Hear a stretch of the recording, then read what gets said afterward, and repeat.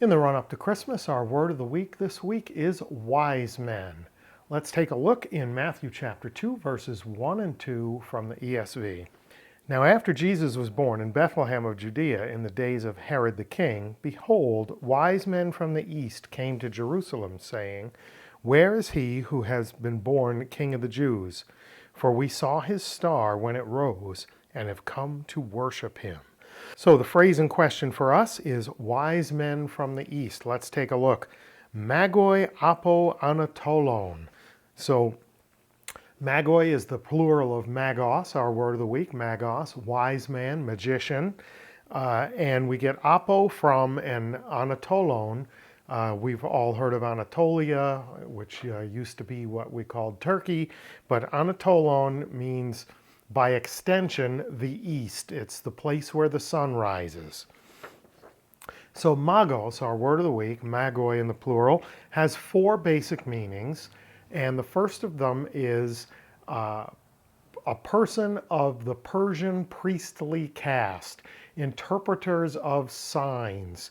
These are people who looked at auguries, who poured oil on water, read tea leaves, engaged in all sorts of interpretation of signs to either understand the things that were happening, attempt to know things that were going to happen, etc. And one of the major elements for the Persians and their predecessors, the Babylonians, etc., is what we would call astrology, although it might be more fair to call it astronomy/astrology. But that's the first group.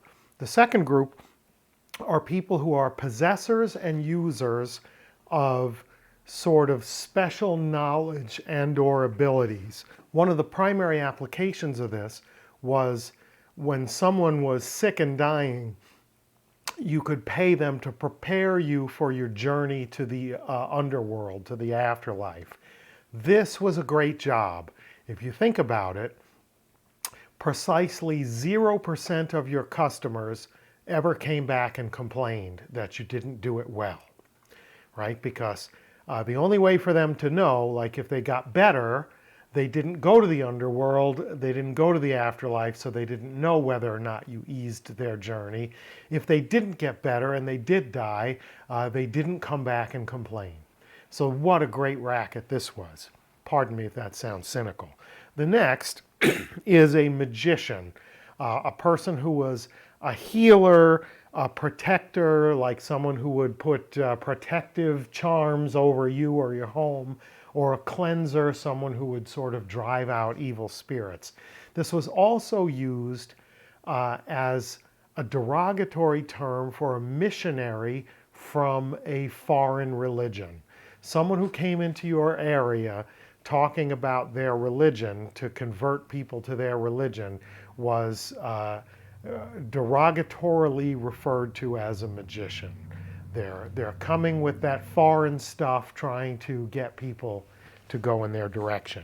And finally, the ultimate insult, the term magus was to refer to someone who was a deceiver or a seducer, kind of related to that last one, right? So if you want to read an example of this, read in Acts chapter 13, starting at around verse 6. It's early in the chapter, and it talks about someone who is a magician and a false prophet. Okay, so there's a good story for you to read there. For the purposes of the Christmas story, our magoi, apo anatolon, the wise men from the east, are almost certainly of the tradition of Babylonian, Persian wise men who are sort of astronomer, astrologer, interpreters of signs. How do we know that? Well, first and foremost, we know that they have a knowledge based on their interaction with King Herod in the following verses from what we read. We know that they have a knowledge of Hebrew prophecy. So how did they gain this knowledge of Hebrew prophecy? If we go all the way back and we read the book of Daniel, we see that in the Babylonian exile, the best and brightest of the Hebrew youths were incorporated into the wise men that served the kings in Babylon. And here's another thing that we know from history, and you can see this in Nehemiah.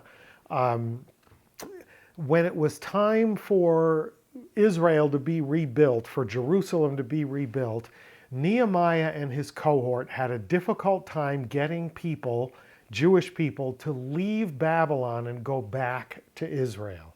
They had it good in Babylon because of intermarriage, because of success in business, because multi-generational. In 70 years, you have multiple generations who are born and raised in Babylon. There are a lot of people who don't want to go back. Even into modern history, we know that prior to the sort of cultural revolution in what we now call Iran, there were many Persian Jews.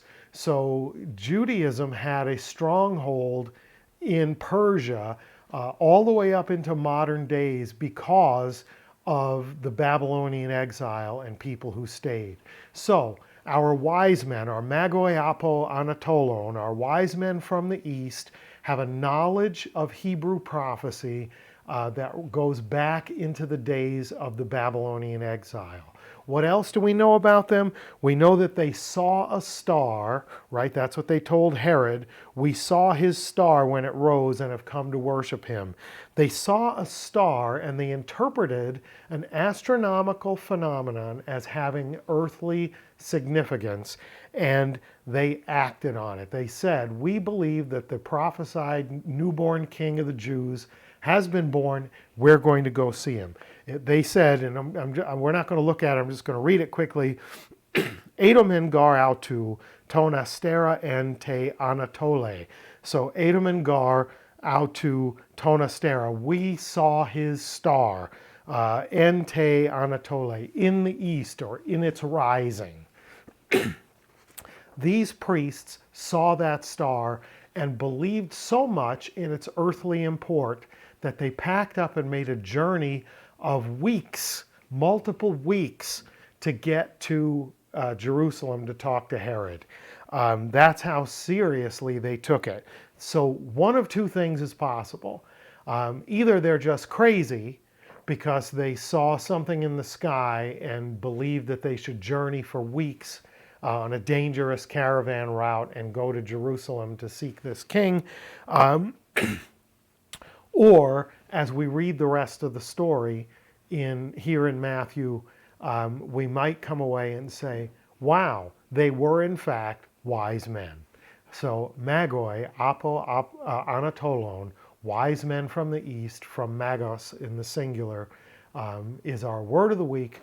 Probably not magicians, not deceivers, not those who are hustling the people who are about to die, but interpreters of signs in accordance with the tradition in Babylon through its development into the Persian Empire and having its roots in the exile in the days of Daniel. So I hope that was good for you. Merry Christmas, and our word of the week, magos, magoi, wise men.